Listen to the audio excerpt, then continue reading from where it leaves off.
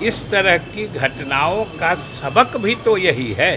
इस तरह की घटनाएं ही तो शराबबंदी के औचित्य को का महत्व बताती है ना। लोग शराब पीते हैं तो ये भी हालत हो रही है कि उसमें मिलावट की भी संभावना होती है। नमस्कार, फर्स्ट बिहार झारखंड देख रहे हैं आप और आपके साथ तो मैं शकीना मलिक। बिहार में होने वाले उपचुनाव को लेकर तमाम राजनीतिक दल अपनी अपनी चुनावी रणनीति बनाने में लग चुके हैं। ऐसे में बीजेपी की बात करें या गठबंधन की बात करें या आरजेडी की बात करें, तमाम लोग अपनी रणनीति बनाने में व्यस्त हो गए हैं। वहीं दूसरी तरफ होने वाले चुनाव को लेकर तमाम उम्मीदवारों के नाम की भी घोषणा कर दी गई है और ऐसे में अब बीजेपी की तरफ से भी आपको बता दें कि 4 सीटों पर जो चुनाव होने वाले हैं, जिसको लेकर अब उम्मीदवारों के नाम की घोषणा हो गई है। वहीं जदयू जो है वो बेलागंज से अपने चुनाव की प्रत्याशी उतारने वाले हैं। जदयू जो है वो बेलागंज सीट से चुनाव लड़ने वाला है और जिनकी उम्मीदवार की जो नाम सामने आ रही है वो जदयू की दबंग महिलाओं में से एक जानी जाती हैं। दरअसल आज विजय चौधरी सीतामढ़ी पहुंचे, जहां पर मीडिया से मुखातिब होते हुए विजय चौधरी ने इन तमाम चीजों की जानकारी साझा की। वहीं दूसरी तरफ छपरा और सारण में हुए कांड को लेकर विजय चौधरी ने कहा कि ये बहुत बड़ा सबक है, यानी ये कांड जो है वो लोगों के लिए बहुत बड़ा सबक है। आखिर क्यों कहा विजय चौधरी ने इस कांड को लेकर सबक की बात कर दी, एक बार आप जरा सुनिए विजय चौधरी को। देना पड़ा है, लेकिन अभी जो उपचुनाव हो रहा है उसका जो माहौल है ये स्पष्ट रूप से चारों सीट पर एनडीए गठबंधन के जो उम्मीदवार हैं उनकी जीत सुनिश्चित प्रतीत हो रही है। और आप सबको मालूम है कि 4 में से 2 सीट तरारी और रामगढ़ वो भारतीय जनता पार्टी लड़ रही है। जो बेलागंज की सीट है वो हम लोग यानी जदयू लड़ रही है और इमामगंज की जो सीट है उसमें हम पार्टी लड़ रही है।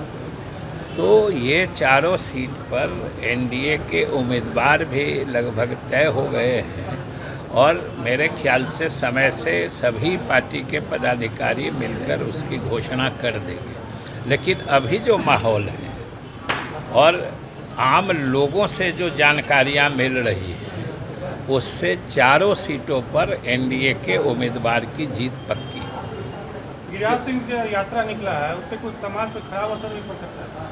अरे आपको अभी हम लोग तो सरकार की तरफ से विकास की बात करते हैं और हमेशा अच्छा होता है जब विकास के मुद्दे को आगे रखा जाए। सर, बिहार में नीतीश सरकार शराबबंदी पर एकदम पूर्ण संकल्पित है, इसके बावजूद भी सीवान और छपरा में इस तरह की घटना हो रही है। लोग अवैध शराब से जहरीली इस तरह की घटनाएं ही तो शराबबंदी के औचित्य को का महत्व बताती है ना। कि शराबबंदी का क्या मतलब होता है कि शराब लोगों को नहीं पीना चाहिए। सरकार अगर कोई शराब पीते हैं तो इसको अपराध मानती है और लोग शराब पीते हैं तो ये भी हालत हो रही है कि उसमें मिलावट की भी संभावना होती है और उस मिलावट के कारण जान भी जोखिम में पड़ सकता है। तो वैसी हालत में तो जिन लोगों की मृत्यु होती है ये पूरे सरकार के लिए, पूरे समाज के लिए, हम सब के लिए मर्माहत करने वाली बात होती है, अत्यंत दुख होता है। लेकिन इस तरह की घटनाओं का सबक भी तो यही है कि लोगों को शराब पीने से ही परहेज करना चाहिए, क्योंकि अगर शराब पीते हैं तो उसी में गलत पदार्थ पी लेने की भी संभावना होती है। इसलिए सभी दलों को भी हमें तो आश्चर्य होता है कि विपक्षी नेतागण शराब पीने से भी जो मौत होती है तो हम मानते हैं कि सरकार ने शराबबंदी के लिए कानून बनाया है। शराब के व्यवसाय में या पीने में या बेचने में, खरीदने में जो लोग संलिप्त पाए जाते हैं उन पर सरकार कार्रवाई भी करती है। लेकिन सभी लोगों को, समाज के सभी वर्ग के लोग, चाहे किसी राजनीतिक दल के सदस्य हो, नेता हो, मीडिया हो, सभी लोगों को तो यह भी संदेश देना चाहिए कि शराब किसी को नहीं पीना चाहिए, उससे ये जोखिम भी हो सकता है। और सरकार के तरफ से जो बात है, मुख्यमंत्री जी ने स्वयं इस घटना का संज्ञान लेके सबों के विरुद्ध सख्त कार्रवाई करने का निर्देश दिया है, जिनके कारण इस तरह की घटना होती है या जिनके लापरवाही के कारण इस तरह की घटना घटी। आपने सुना विजय चौधरी को। विजय चौधरी ने छपरा और सारण कांड पर अब चुप्पी तोड़ी और वही मीडिया से मुखातिब होते हुए उन्होंने इस कांड को लेकर कहा कि ये सबक है। जिस तरीके से बिहार के मुख्यमंत्री नीतीश कुमार ने पिछले 8 सालों से बिहार में शराबबंदी लागू की हुई है, उसके बावजूद भी जो लोग भी इसका सेवन कर रहे हैं या फिर जिस तरीके से ये शराब बनाई जा रही है, शराब में मिलावट है और जिसको लेकर कई लोगों की जान भी चली गई। अभी हाल में ही नेता प्रतिपक्ष तेजस्वी यादव ने अपने सोशल मीडिया एक्स अकाउंट पर एक ट्वीट किया था और बिहार के मुख्यमंत्री नीतीश कुमार की एक फोटो भी साझा की थी, जहां पर मुख्यमंत्री मुस्कुराते हुए नजर आ रहे थे और उनके साथ उनके कैबिनेट के भी कुछ मंत्री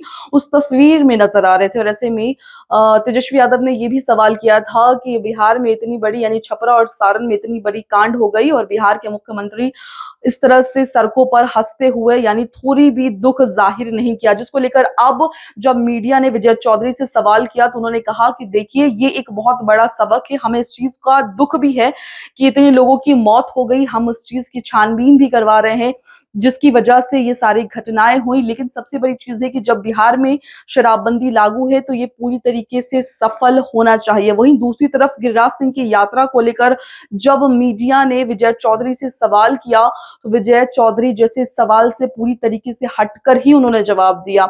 दरअसल नीतीश कुमार की जो राजनीति है वो हमेशा ही सेकुलर रही है, किसी भी जाति के को लेकर नीतीश कुमार कभी भी आगे नहीं बढ़े और शायद यही एक वजह हो सकती है कि इतने लंबे वक्त से नीतीश कुमार ने अपनी कुर्सी संभाल कर रखी। और ऐसे में अब विजय चौधरी ने कहा कि जिस तरीके से इस यात्रा को लेकर सवाल किया गया विजय चौधरी से, उन्होंने कहा कि बिहार में विकास होना चाहिए, विकास के मुद्दों पर ही बात होना चाहिए। क्योंकि आपको जानकारी दे दी कि गिरिराज सिंह की जो यात्रा है वो हिंदू स्वाभिमान यात्रा है और हिंदू स्वाभिमान ये शब्द से ही लगता है कि ये हिंदुओं के लिए यात्रा है। और दरअसल गिरिराज सिंह ने खुद भी इससे रिलेटेड जानकारी हमारे साथ क्या तमाम मीडिया से साझा किया था। उन्होंने इस चीज की जानकारी दी कि दरअसल ये हिंदू को इकट्ठा करने को लेकर यात्रा है और इस पर विजय चौधरी जो है वो इस मुद्दे पर बयान देने से बचते हुए भी नजर आए हैं। वहीं अभी चुनाव होने वाला है और चुनाव को लेकर पहले ही विजय चौधरी ने एनडीए की जीत का बड़ा दावा कर दिया। जी हां, उन्होंने कहा कि एनडीए की जीत तय है और अब बेलागंज से जो उनकी प्रत्याशी उतरी हैं उसको लेकर भी बड़ी खबरें निकलकर सामने आ रही है। जिस तरह की दबंग महिला माना जा रहा है और आने वाले चुनाव में क्या कुछ उनकी अहम भूमिका देखने को मिली है। खैर, ये तो चुनाव के बाद की बात है।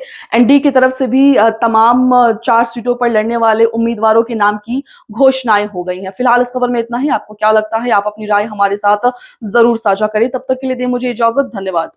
पैनोरमा ग्रुप, जो सोचता है वो करता है। आपके अपने सपनों का आशियाना। पूर्णिया वापस जाएंगे। जॉब छोड़ दिया है? मतलब ये घर कैसे चलेगा? हम करेंगे क्या? और माँ बाबूजी क्या बोलेंगे? इसलिए मैं एक और मिठाई का डब्बा लाया। अपने बिजनेस के लिए लोन अप्रूव हो गया। अरे लोन अप्रूव हो गया वो तो ठीक है, लेकिन पूर्णिया में हम रहेंगे कहाँ? अपना घर भी तो नहीं है वहाँ। इसलिए तो एक और मिठाई का डब्बा अलग से लाया हूं। हमने पूर्णिया में घर ले लिया है, पूर्णिया के ई होम्स पैनोरमा में। पूर्णिया में पैनोरमा ग्रुप लेकर आए हैं ई होम्स पैनोरमा। बड़ा घर, आलीशान जिंदगी और अत्याधुनिक सुविधाओं के संग। अरे अब क्यों मुंह मीठा करवा रही हो? क्योंकि हम घर वापसी जो कर रहे हैं। घर वापसी की खुशी पूर्णिया में ई होम्स पैनोरमा के संग। ई homes panorama, luxurious lifestyle redefined. Bharatiya Janata party का सदस्य बनने के लिए 8800002024 पर मिस्ड कॉल करें। निवेदक, भारतीय जनता पार्टी, बिहार।